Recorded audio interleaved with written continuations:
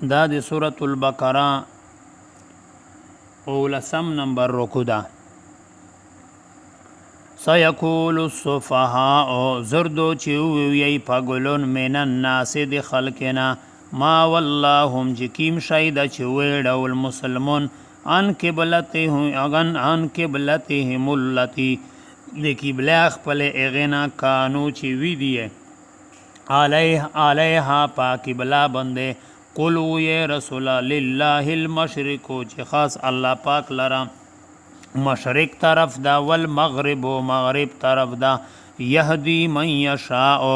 رونئی الله پاک چاہتے چې خوش شي الى صراط مستقیم په طرف دلیاری سیخه وکذالک او دارنګ جعلناکم میراو ګرځول وستاتو سے امتا وسطا ډالا امت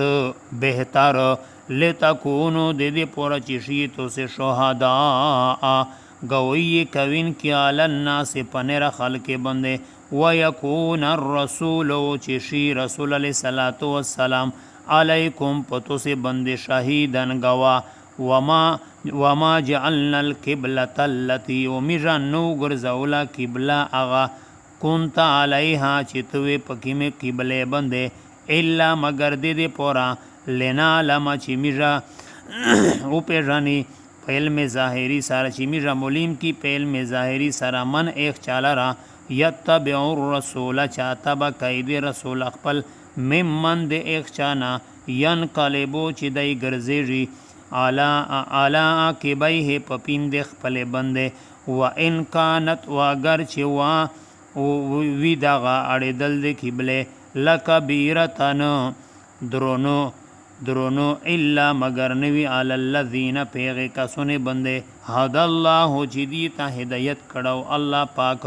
وما کان الله ند الله پاک لیدویغا ایمانکم چې زیا کل منزینا دیتو سے ان الله بشک الله پاک چې دا بالناس په خلق بنده لرؤوف الرحیم خمها مهربانا بخشش کوین کدا قد نرا په تحقیق سره لیدل میرا تقلب وجهک اړېدل بدلیدل او بار مخ ګرځېدل دیتو فی السماء په طرف د اسمون شه فلنولینک بزردو چې میږو وګرځي تو لرا ای رسول قبلتن په داسې قبله بنده ترضاها چې تو روزي وی پیغه قبله بنده فول وجهک باړوا مخ خپل شطر المسجد الحرام په طرف د مسجد حرام وحيث وقيم زوی زخه ما کنتم چې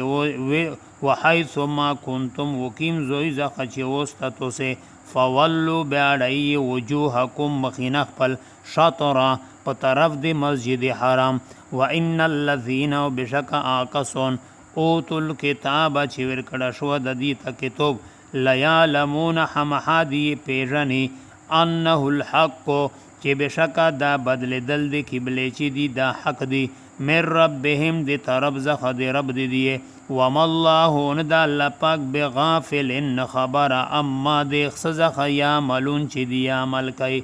ولا ان اعطیت الذين کجر ترتاغو کې کسونه تا اوتل کتاب چې ورکړه شو د دې ته کتاب اهل کتاب دی بكل آیت په هری و معجزه سرا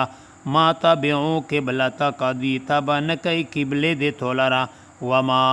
انت بتابعن ونیت تبع کوین کا قبلتهم قبله دی لرا وما بعضهم وندی د یهود نصر زنه دی بتابعن تبع کوین کی قبلت بعضن قبله دی زنا لرا ولئن اتبعت او کچری بالفرض والتقدیر تتبع دریو کې ای رسول اهواهم د خویشات دی دغه یهودی نسوراوه من بعد ما ورسته دیغنا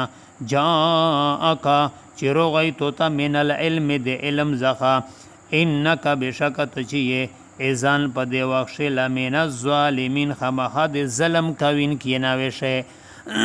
الذين آکسون آتیناهم الکتاب چې میرا ورکړه د دې ته کتاب یعرفونه دی پیژنی محمد علیہ السلام لرا کما یعرفون ابناءهم لکه سرنګ چې دی پیژنی زمن خپل وان فریقا منهم وبشک یوډل د دینه لیکتمون الحق خبخا پټای